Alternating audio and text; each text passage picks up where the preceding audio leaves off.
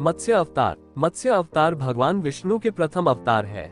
मछली के रूप में अवतार लेकर भगवान विष्णु ने एक ऋषि को सब प्रकार के जीव जंतु एकत्रित करने के लिए कहा और पृथ्वी जब जल में डूब रही थी तब मत्स्य अवतार में भगवान ने उस ऋषि की नाव की रक्षा की। इसके पश्चात ब्रह्मा ने पुनः जीवन का निर्माण किया। एक दूसरी मान्यता के अनुसार एक राक्षस ने जब वेदों को चुरा कर सागर की अथाह गहराई में छुपा दिया तब भगवान विष्णु ने मत्स्य रूप धारण करके वेदों को प्राप्त किया और उन्हें पुनः स्थापित किया। मत्स्य अवतार की कथा। एक बार ब्रह्मा जी की असावधानी के कारण एक बहुत बड़े दैत्य ने वेदों को चुरा लिया। उस दैत्य का नाम हयग्रीव था। वेदों को चुरा लिए जाने के कारण ज्ञान लुप्त हो गया। चारों ओर अज्ञानता का अंधकार फैल गया और पाप तथा अधर्म का बोलबाला हो गया। तब भगवान विष्णु ने धर्म की रक्षा के लिए मत्स्य रूप धारण करके हयग्रीव का वध किया और वेदों की रक्षा की। भगवान ने मत्स्य का रूप किस प्रकार धारण किया, इसकी विस्मयकारिणी कथा इस प्रकार है। कल्पांत के पूर्व एक पुण्यात्मा राजा तप कर रहा था। राजा का नाम सत्यव्रत था। सत्यव्रत पुण्यात्मा तो था ही, बड़े उदार हृदय का भी था।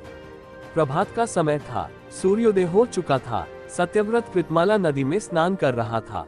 उसने स्नान करने के पश्चात जब तर्पण के लिए अंजलि में जल लिया तो अंजलि में जल के साथ एक छोटी सी मछली भी आ गई। सत्यव्रत ने मछली को नदी के जल में छोड़ दिया।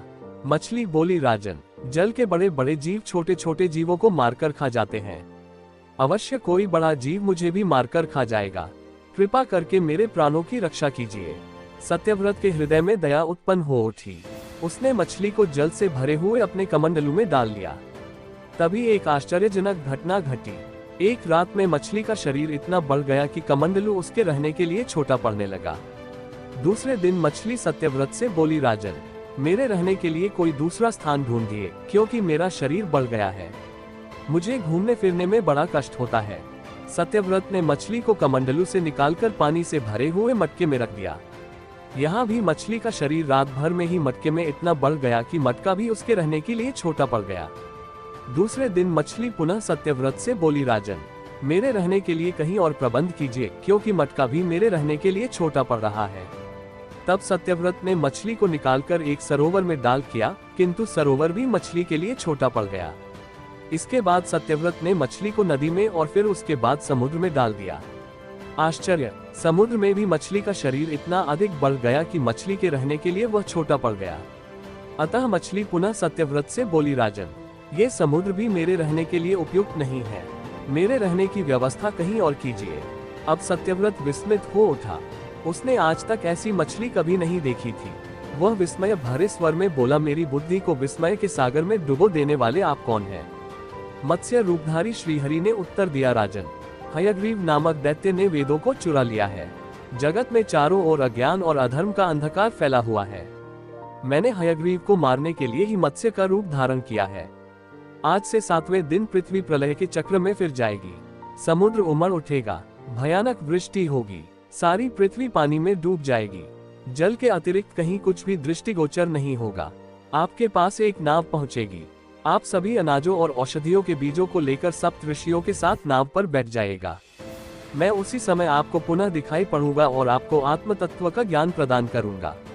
सत्यव्रत उसी दिन से हरि का स्मरण करते हुए प्रलय की प्रतीक्षा करने लगे। 7वें दिन प्रलय का दृश्य उपस्थित हो उठा। समुद्र भी उमड़कर अपनी सीमाओं से बाहर बहने लगा। भयानक वृष्टि होने लगी। थोड़ी ही देर में सारी पृथ्वी पर जल ही जल हो गया। संपूर्ण पृथ्वी जल में समा गई। उसी समय एक नाव दिखाई पड़ी। सत्यव्रत सप्त ऋषियों के साथ उस नाव पर बैठ गए। उन्होंने नाव के ऊपर संपूर्ण अनाजों और औषधियों के बीज भी भर लिए। नाव प्रलय के सागर में तैरने लगी। प्रलय के उस सागर में उस नाव के अतिरिक्त कहीं भी कुछ भी नहीं दिखाई दे रहा था। सहसा मत्स्य रूपी भगवान प्रलय के सागर में दिखाई पड़े। सत्यव्रत और सप्त ऋषि गण मत्स्य रूपी भगवान की प्रार्थना करने लगे। भगवान से आत्मज्ञान पाकर सत्यव्रत का जीवन धन्य हो उठा।